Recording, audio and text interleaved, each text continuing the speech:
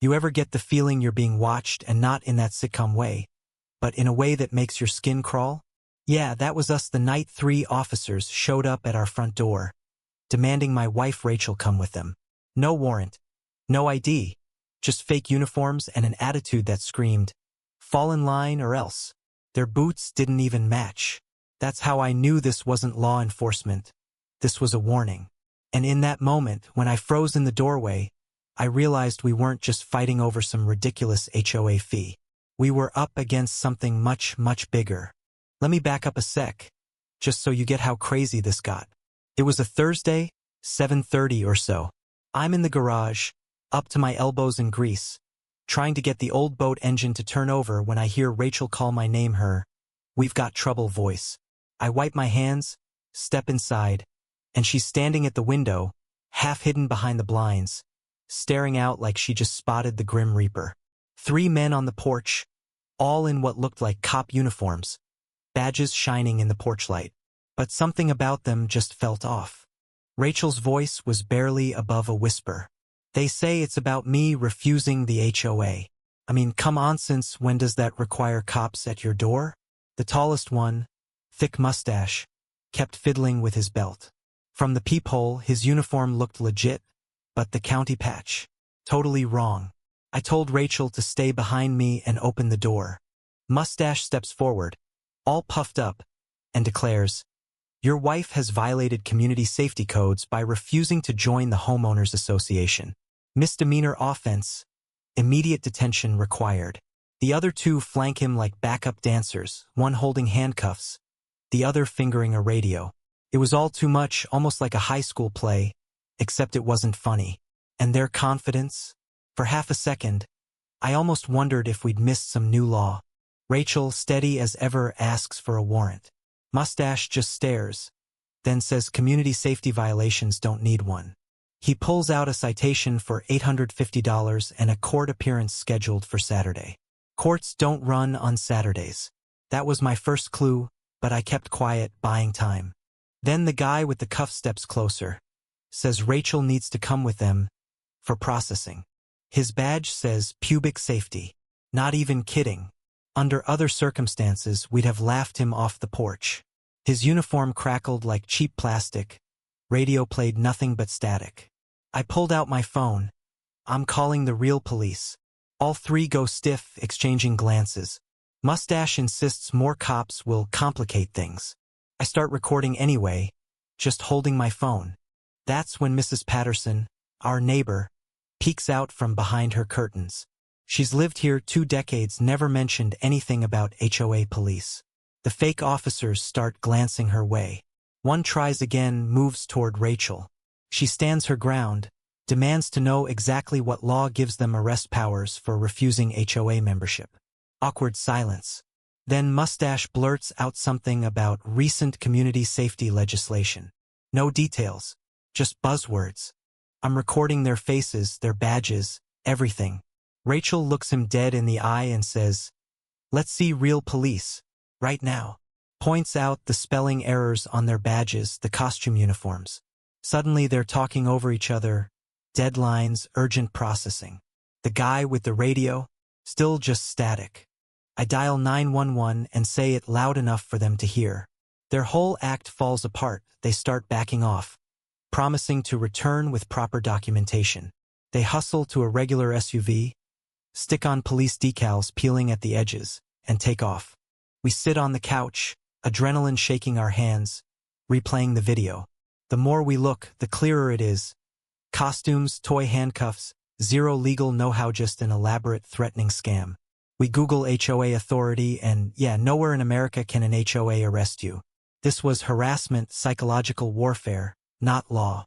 Next morning, I open the door for the paper and the whole yard's covered in official notice on the mailbox. Windshield, fence posts, everywhere. Each paper full of fines. $50 here, $200 there, all adding up to $850. No case numbers, just a phone number that goes straight to someone's personal voicemail. Court dates on weekends. Rachel can barely sleep, checking the door every hour. Then comes the part that chills meth largest: notice. references a private joke Rachel made about not trimming the hedges. Someone's been watching us. They know our routines. Mrs. Rodriguez, another neighbor, shows up, terrified her yard is plastered with similar fakes, over $1,000 in fines. While we're talking, that same black SUV is parked at the end of the street. Mustache is behind the wheel, watching. Security footage shows him sneaking house to house at 3:15 a.m., leaving notices, photographing his handiwork. This is a campaign. I call the county clerk theory baffled. Say only code enforcement can issue violations. The stuff we got? Obvious fraud. She recommends we call the real police. Rachel's too scared to go to work. Mrs. Patterson tells us she got a call from a supposed officer fishing for our schedule. She hung up when he couldn't produce a badge number. We document everything, set up more cameras, and I start carrying a kitchen knife in my jacket just in case. That evening, the SUV parks across the street again, driver watching us. I head over, but he speeds away. Rachel wonders if maybe we don't belong here.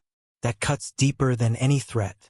Monday, things escalate. Rachel's boss calls her in, lays down a manila envelope. Someone's delivered police reports to her office, claiming she's under criminal investigation. The accusations are wild property destruction, safety violations. I call the department. No such cases exist. It's all fake, meant to wreck her reputation. That night, the HOA president, Martha Green, calls an emergency meeting at the community center. The place is packed. Martha's got a PowerPoint loaded with pictures of our house, photos from the fake arrest attempt, painting us as dangerous outsiders. You could feel the room split, half worried, half skeptical. But then Dennis Williams, a retired paralegal, stands up, calm, no nonsense, explains in plain language that no HOA in America can arrest anyone or issue criminal citations. When Martha gets flustered, Dennis asks for the law. She dodges. Suddenly, the mood's shifting. During a break, Dennis quietly tells Rachel her late aunt used to worry about HOA land leases and left her important documents. He suggests we look at anything we might have inherited. When the meeting resumes, Mustache shows up full fake uniform, tries to reassert authority. I call 911 right in front of everyone. He bolts for the exit. Cops arrive for real, and the difference is night and day.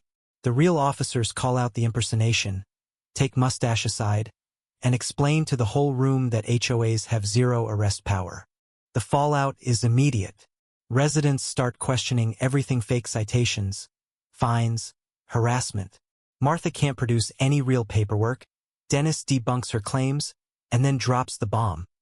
Rachel's aunt may have left us with more than just bad memories. We dig through old boxes, manila folders, and bam, there it is, a 99-year land lease. Turns out the entire neighborhood sits on land Rachel now owns. The HOA? They're tenants, and they haven't paid rent in years. Even more, the lease says if the HOA harasses residents or impersonates law enforcement, the whole agreement can be terminated.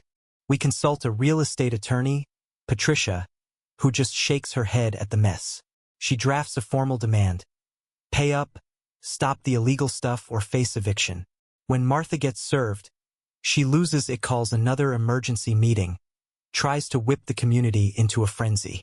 But Dennis and Rachel walk in with the actual lease, explain everything. Residents realize they've been had. Real police show up again, and this time, Martha gets arrested on conspiracy charges. Rick, aka Mustache, gets picked up at his community safety HQ, which is just his garage full of fake cop gear. News spreads. The county DA holds a press conference, warns other HOAs about authority fraud. Turns out Rick's been running his scam across 3 counties, and Martha's paid him thousands for enforcement.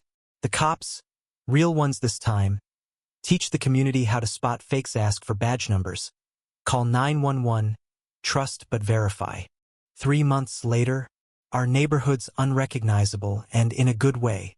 No more intimidation, no more fake fines. Dennis is the new HOA president. Rachel oversees the lease, and meetings are open, minutes published, finances audited. Residents get their illegal fees refunded from Martha's assets. Community spirit returns. Playgrounds get fixed, people plant gardens, trust comes back.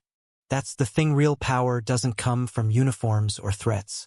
It comes from folks standing together and saying, "No, not here."